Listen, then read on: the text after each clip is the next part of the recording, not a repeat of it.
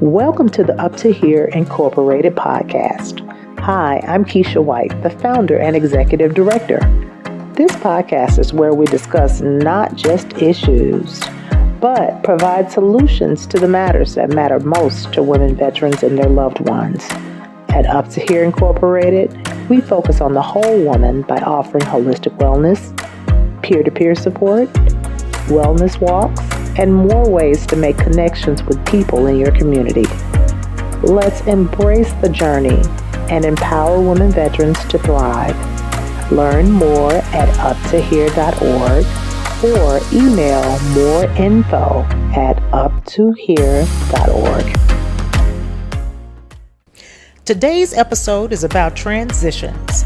Knowing who you are can help you go further. With our special guest, Andrea Kimble Scott. Who is Andrea Kimble Scott? She is the Visionary Director of Talent Acquisition at Houston, Texas, Harris County Human Resources and Risk Management. In her influential role, Andrea guides a dedicated team in the strategic sourcing, screening, and expert recruitment of diverse talents for Harris County departments. A true Houstonian, Andrea's roots are entwined with the city's vitality. Her academic prowess shines through a political science bachelor's degree from the University of Houston Central Campus, complemented by an MBA from Our Lady of the Lake University in San Antonio, Texas. Notably, Andrea's excellence transcends academics. Her credentials include the Senior Professional in Human Resources and the esteemed Senior Certified Professional recognition from the Society of Human Resources Management. Today, we uncover the power of self-awareness and resilience. We discover the art of knowing how you're built and leveraging this understanding for success. Join us today as we delve into the art of mastering the pivot, the ability to adapt and flourish in the face of change with our phenomenal guest, Andrea Kimble Scott. Take a listen.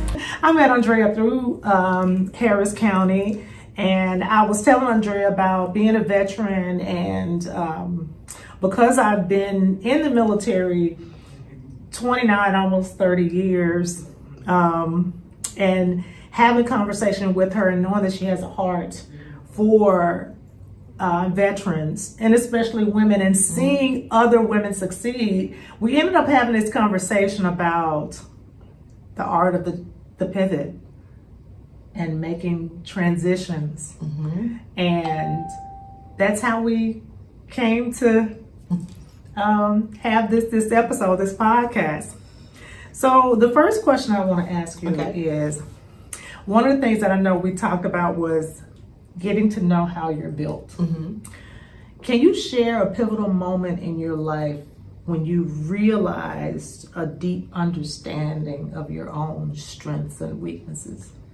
I don't know that there was one moment where I knew it, but there were confirming moments at various stages of my career where I recognize that I am able to not only plan and operationalize plans, but do it with limited resources, a lack of capacity, and relied on this just notion of get it done, right? Like it's just, people that have worked with me or worked for me will say that she is just, relentless in being able to reach a goal, regardless of the constraints that are there. The flip side of that is, I am very clear when I'm looking for members that are going to be on my team and that are going to be in close proximity in a professional setting, is understanding that, in some instances, I'm not the most warm and bubbly people person, and that I have a tendency of suck it up and get it done. And so I think that you have to be able to, in all aspects, have to sit in the reality of who you are and be okay in articulating that.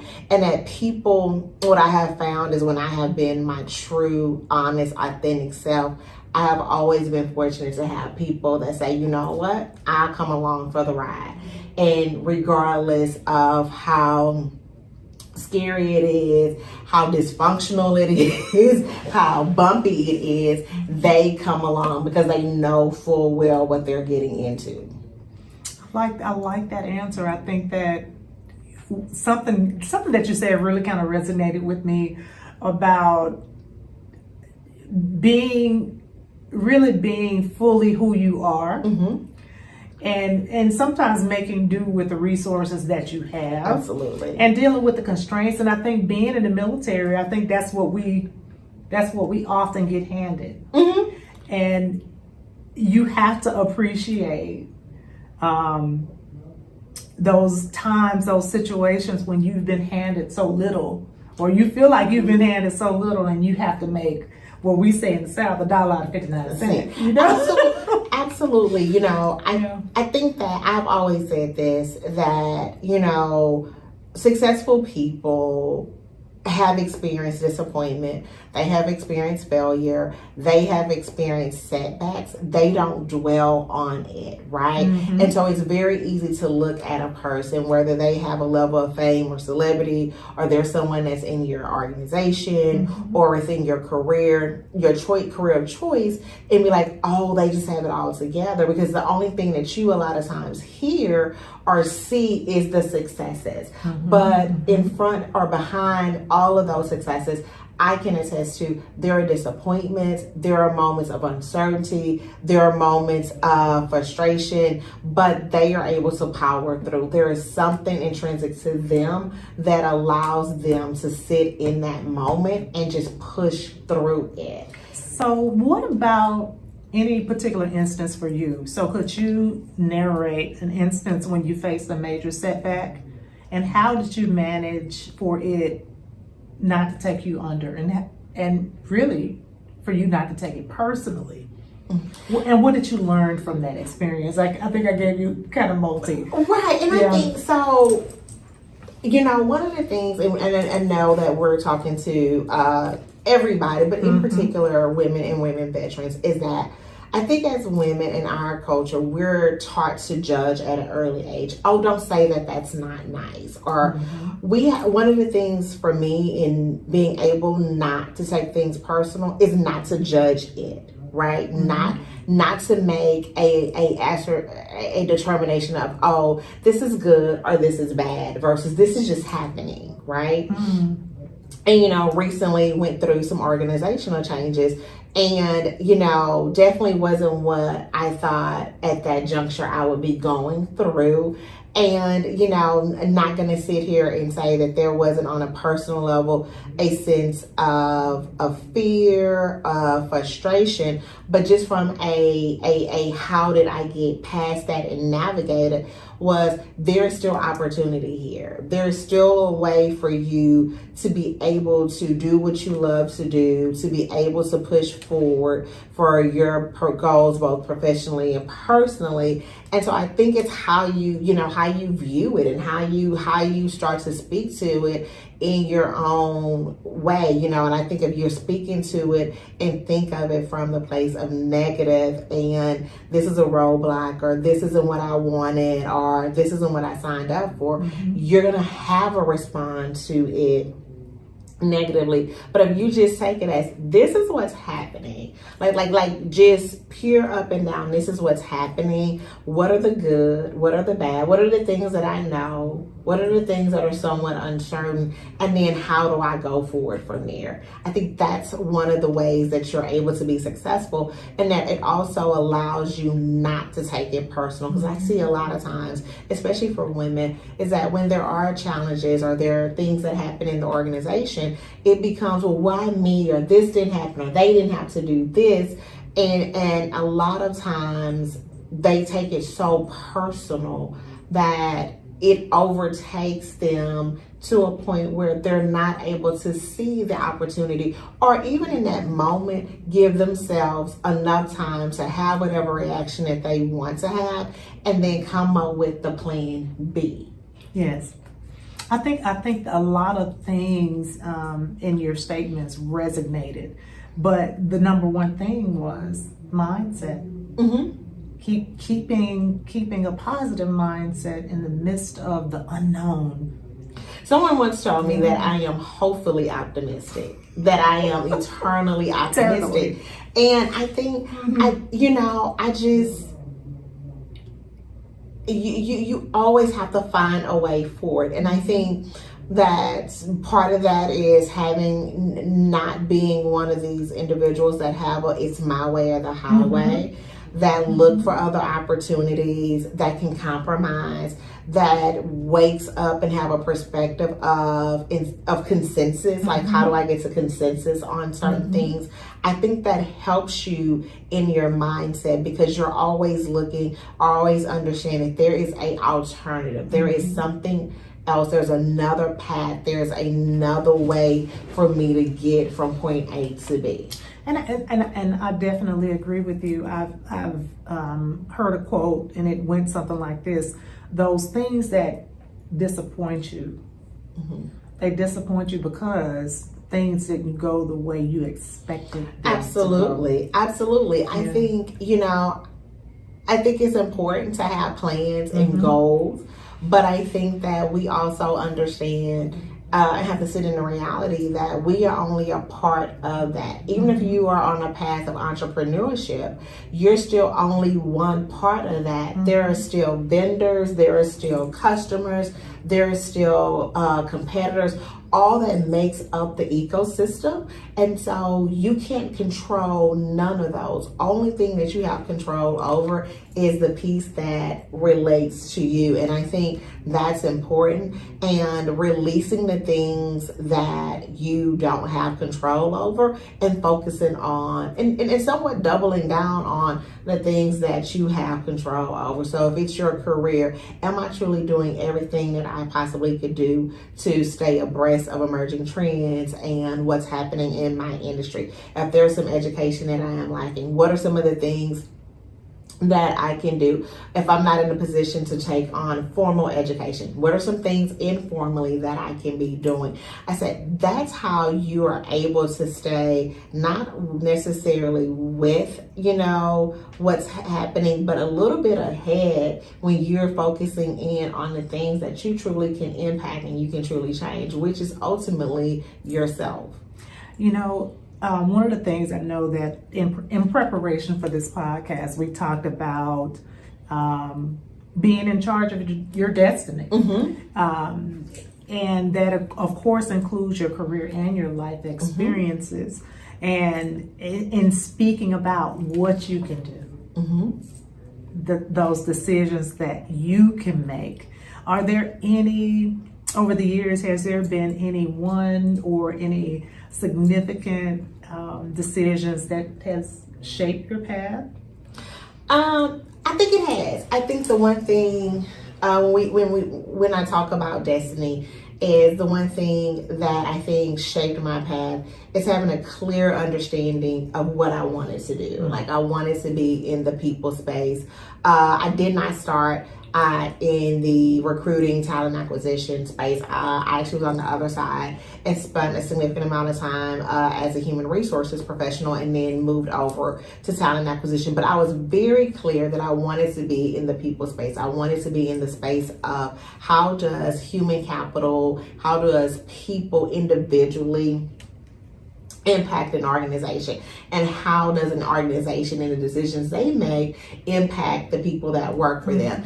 And so one of the things that my team will say that is very consistent is that Andrea, regardless of where you are in your career, she's going to always ask you, tell me what you want to be when you grow up. And I think that is so important. And I think me understanding that I wanted to be in the people space and me constantly asking myself at various iterations of my journey, what do I want to be when I grow up? I'm actually right now, you mentioned that I have 18 years with Harris County, starting to ask myself that question again, like what do you want to be when you grow up? What are the things that you want to do? I think that is so important. I think so often, especially for women, we fall into not necessarily a track, but a rhythm of I am on this path and I have this goal, and it becomes overwhelming in achieving that goal, that once we get there, there is no work or no plan for what's next. For what's next. And so this is not to say that you shouldn't take a moment to enjoy the fruits of your hard labor, that you shouldn't have a spirit, because I think for a lot of people that ask me, how did you get to a point where you had a career in the public sector that allowed you to grow?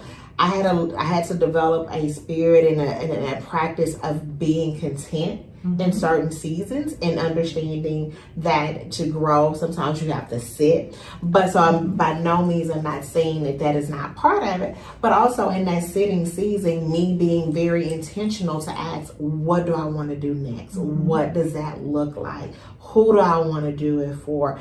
And so I think that is where successful people really and truly grow, is that they're constantly asking themselves, what's next? What's next for me? Regardless, even if they have left the professional world, they are probably still asking themselves, what's next for me?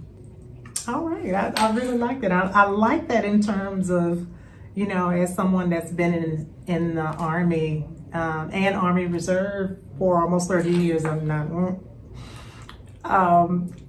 I've had this tremendous opportunity to do a lot of different things. And I think that it's made that part of my career very worthwhile. Very worthwhile. And I think that it stretches you. And you get to grow in a different kind of way. And you do get to say, well, what's next? And I am not ready to retire. They're going to have to kick me out. I already know that. They're going to have to kick me out. But up to here is one of those endeavors where I ask myself, well, what do I want to do next? And what do I want to do with other women veterans and their families and their loved ones? What do I want to do for them? Because I'm not going to always be in this space where I'm going to be on duty. You know, I'm going to always be on duty. And it's so much more that we can do, you know, that we have to contribute. As a civilian, I often, and I still ask myself, what more can I do? If I stepped out there, because I took a break for a while, but since I stepped out there and I'm back, there it still is this question sometimes, what more can I do? Absolutely. And so I hear you. It's like, I hear you. And I hope that everybody else out there hears you too. What do I want to be when I grow up? You know, what are my strengths? What are my weaknesses? Can I keep a positive mindset? Can I see opportunity versus setbacks? Yes. Or can I see opportunities in the midst of what I think are setbacks? So let's move on to something else that I know that you also advocate is mastering the pivot. Absolutely. We talk about mastering the pivot because things don't always stay the same. Sometimes we see it coming, sometimes we get hit. You know, it hits us out of left field, but change is inevitable, and sometimes we need to pivot.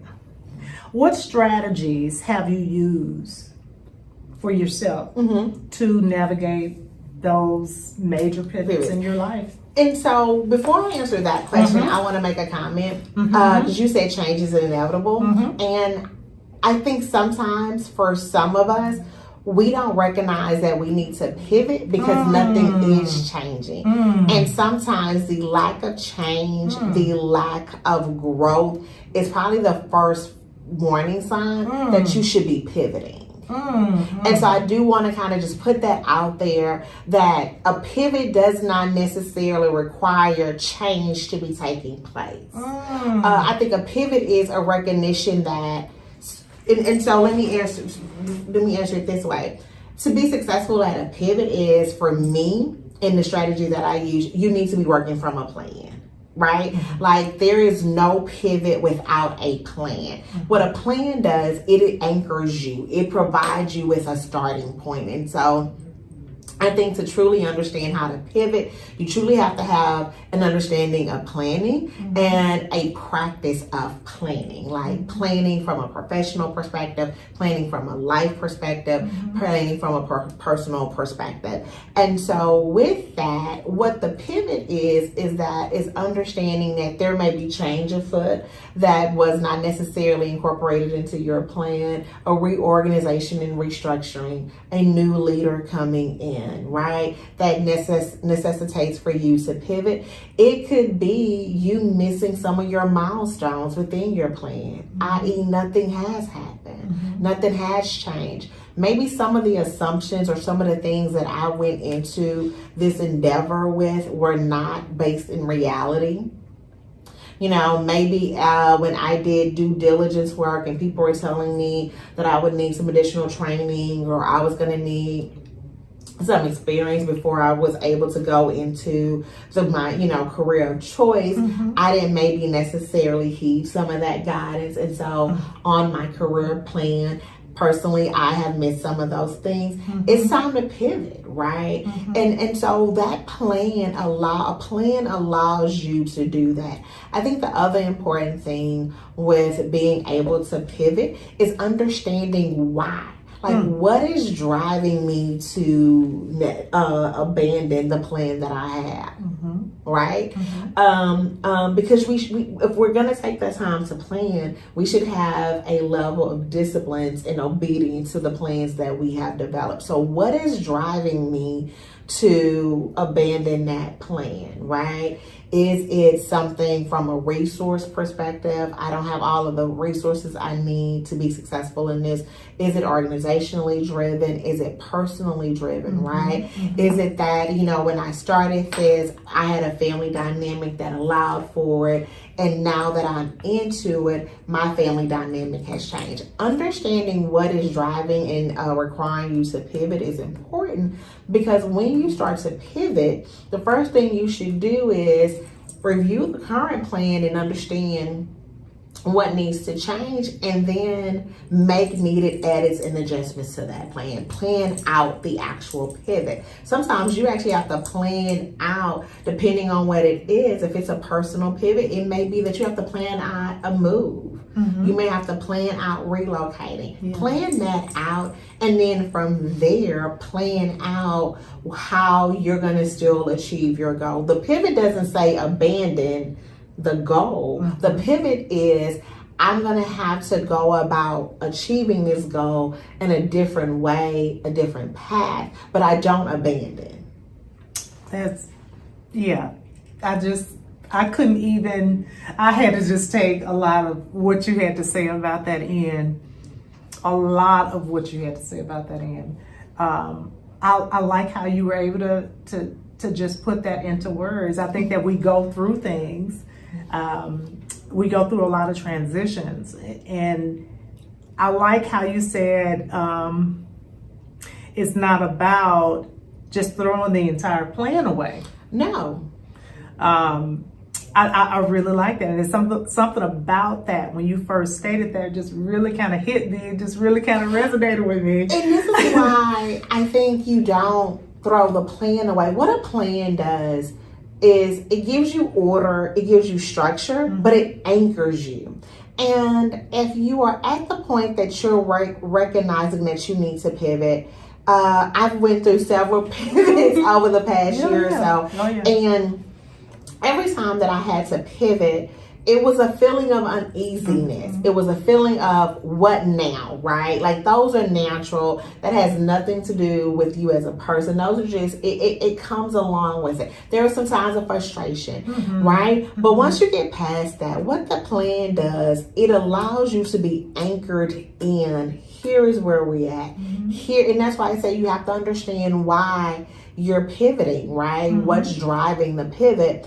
But it gives you a sense of calmness, and I think I think in so many instances we are not successful because we don't have the ability to calm ourselves in moments of turmoil, in moments of dysfunction, or in moments when something isn't going the way we expected them to. The calming is so important because in the calmness, you're able to replan, you're able to re-strategize, you're able to view things differently and have a different perspective about it. A plan does that. You're not starting from scratch. You have already did work to get that plan. And so that helps you get to that level of, I can do this. This is just one small piece, right?